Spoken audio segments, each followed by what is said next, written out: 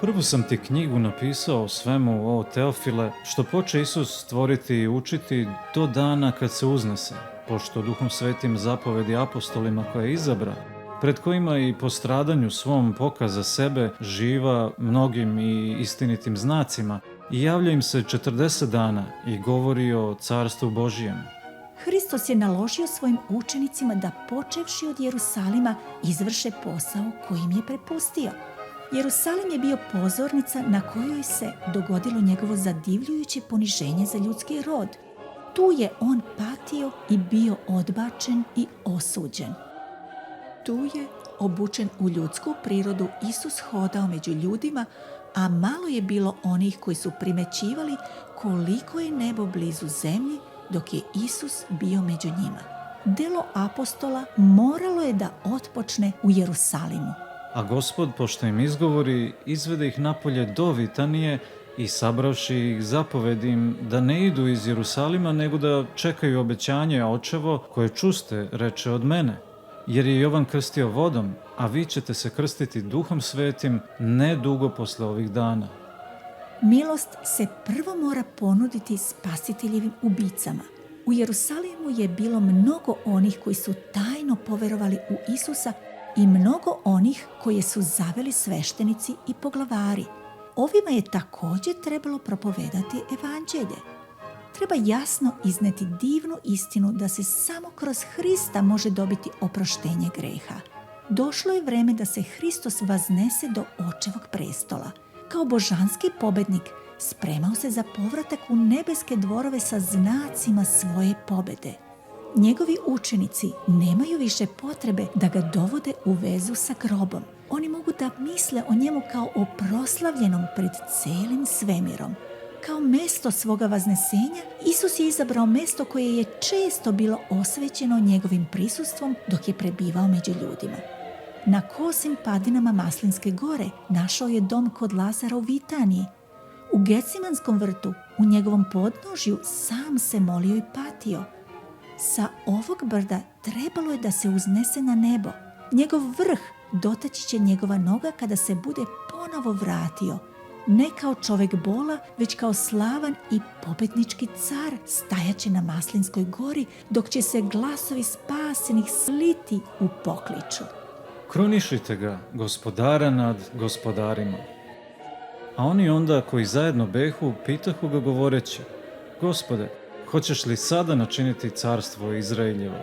A on im reče: nije vaše znati vremena i leta koje je Otac zadržao u svojoj vlasti, nego ćete primiti silu kad siđe Duh Sveti na vas i bit ćete mi svedoci u Jerusalimu i po svoj Judeji i Samariji i tja do kraja zemlje. Kada su stigli na Maslinsku goru, Isus je pošao putem preko njenog vrha prema Vitaniji. Zraci svetlosti kao da su sijali sa njegovog lica dok ih je sa ljubavlju posmatrao. Nije ih osuđivao za njihove greške i promašaje, već su reči najdublje nežnosti bile posljednje koje su sa usana njihovog Gospoda potekle do njihovih ušiju. Sa rukama ispruženim da blagoslove i kao da ih uverava u svoju zaštitničku brigu, polako se uzdizao između njih, privučen prema nebu silom jačom od bilo koje zemaljske privlačne sile. Dok se uzdizao, učenici su obuzeti strahopoštovanjem gledali na prežući oči da uhvate posljednji prizor Gospoda koji se uznosi. Oblak slave ga je zaklonio od njihovog pogleda, a do njih su dopirale reči dok su ga prihvatala anđelska kola poput oblaka. I podignuši ruke svoje, blagoslovi ih. I kad ih blagosiljaše i ovo rekavši, odstupi od njih i uznošaše se na nebo.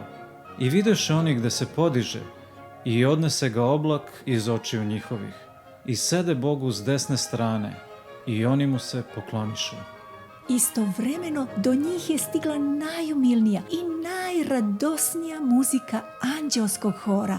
Dok su učenici još uvek začuđeno gledali gore, obratili su im se glasovi koji su zvučali kao najraskošnija muzika.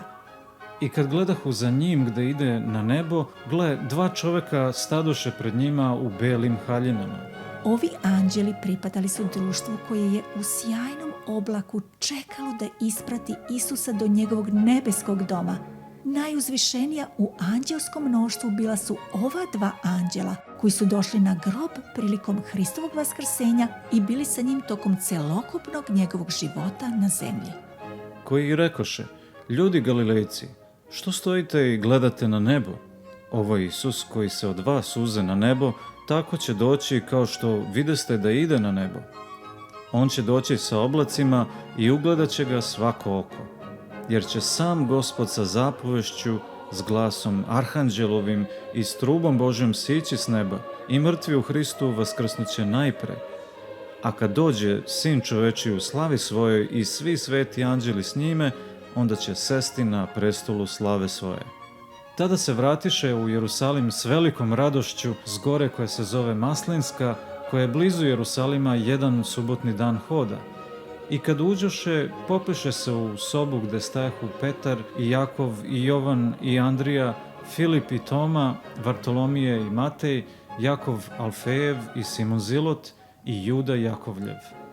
Kada su se učenici vratili u Jerusalim, ljudi su ih posmatrali sa čuđenjem. Nakon Hristovog suđenja i raspeća, smatralo se da će oni izgledati utučeni i posramljeni.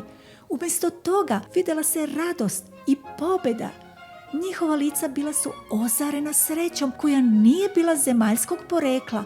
Radosno su pričali o veličanstvenom događaju, o Hristovom vaskrsenju i njegovom vaznesenju na nebo, a njihovo svjedočanstvo mnogi su prihvatili. Ovi svi jednodušno behu jednako na molitvi i u moljenju sa ženama i s Marijom materom Isusovom i braćom njegovom. I behu jednako u crkvi, hvaleći i blagosiljajući Boga. I u dane one, ustavši Petar, između učenika reče, a beše naroda zajedno oko 120 imena: ljudi, braćo, trebalo je da se izvrši ono pismo što proreče Duh Sveti ustima Davidovim, za Judu koji beše pred onima što uhvatiše Isusa, jer se brojaše s nama i beše primio deo ove službe. On dakle steče njivu od plate nepravedne i obesivši se puče po sredi i izasu se sva utroba njegova i postade znano svima koji žive u Jerusalimu da će se ta njiva prozvati njihovim jezikom Akeldama, koja znači njiva krvna. Jer se piše u knjizi Psaltiru da bude dvor njegov pust i da ne bude nikoga ko bi živeo u njemu. I vladičanstvo njegovo da primi drugi. Treba dakle od ovih ljudi koji su bili s nama za sve vreme, kako među nas uđe i iziđe Gospod Isus, počevši od krštenja Jovanovog do dana kad se uze od nas, da bude s nama svedok njegovog vaskrsenja jedan od ovih. A oni izađoše i propovedoše svuda, i Gospod ih potpomaga i reč potvrđiva znacima koji su se potom pokazivali. A i mnoga druga čudesa učini Isus pred učenicima svojim koja nisu pisana u knjizi ovoj. A ovo se napisaše da verujete da Isus jeste Hristos, Sin Božji, i da verujući imate život u ime njegovo. Ovo je onaj učenik koji svedoči ovo, koji i napisa ovo. A ima i drugo mnogo što učini Isus, koje kad bi se redom popisalo, ni u sami svet, mislim, ne bi mogle stati napisane knjige. Cijelo nebo u nebeskim dvorovima čekalo je da pozdravi Spasitelja dobrodošlicom. Dok se uznosio, išao je napred, a za njim mnoštvo zarobljenika oslobođenih prilikom njegovog vaskrsenja. Nebeska vojska pratila je radosno povorku klicanjem, uzvicima slave i nebeskim pesmama. Kad su se približili Božjem gradu, anđeli iz pratnje uputili su poziv: vrata, uzvisite vrhove svoje, uzvisite se vrata večna, ide car slave. Radosno je odgovorila straža koja je čekala. Ko je taj car slave? Ovo su govorili ne zato što nisu znali ko je on, već zato što su želeli da čuju odgovor uzvišene hvale. Gospod krepak i silan, Gospod silan u boju. Vrata, uzvisite vrhove svoje, uzvisite se vrata večna, ide car slave. Ponovo se čuo poziv. Ko je taj car slave?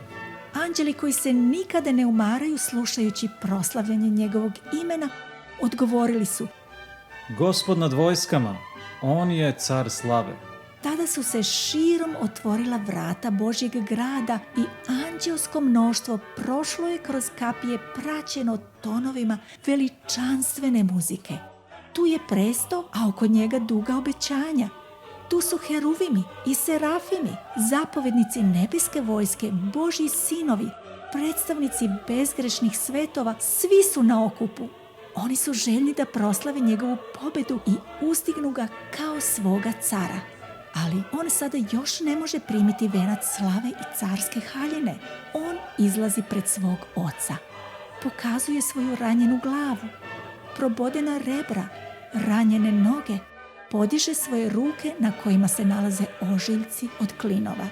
On pokazuje dokaze svoje pobede, predstavlja Bogu obrtani snop, one koji su vaskrsli sa njim kao predstavnici velikog mnoštva koje će izaći iz grobova prilikom njegovog drugog dolaska.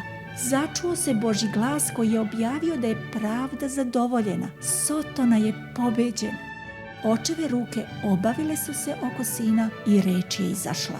I da mu se poklone svi anđeli Božji. Sa neiskazanom radošću knezovi i poglavari i sile priznali su vrhovnu vlast kneza života. Nebeske vojske pale su ničice pred njim, dok su radosni uzvici ispunjavali sve nebeske dvorove. Dostojno je jagnje zaklano da primi silu i bogatstvo i premudrost i jačinu i čast i slavu i blagoslov. Pobedničke pesme pridružile su se muzici sa anđelskih harfi, sve dok nije izgledalo da je nebo ispunjeno radošću i hvalom. Ljubav je pobedila, nebo odzvanja od glasova u uzvišenim pesmama koje objavljuju. Onome što sedi na prestolu i jagnjetu, blagoslov i čast i slava i država vavek veka. Amin.